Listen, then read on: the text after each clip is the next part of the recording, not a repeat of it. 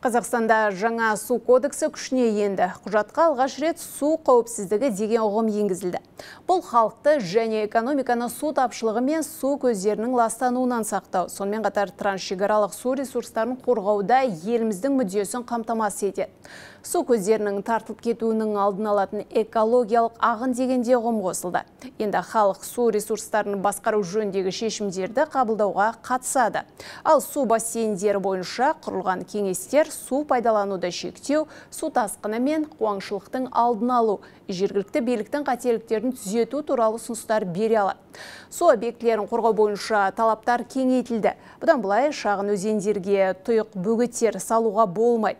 Сулы батпақты алқаптар мен мұздықтар да арнайы қорғауға алынады. Сондай-ақ тасқын және ерген суды жинап, құрғақшылықта пайдалану үшін сақтау, ауыл шаруашылығында тазартылған немесе тұщытылған теңіз суын қолдану қарастырылған.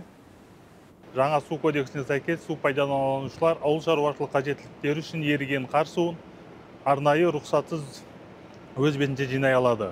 Бұл үшін көлемі 2 миллион текше метрден аспайтын тоған су қоймасы немесе өзге де су қоймасы алу қажет.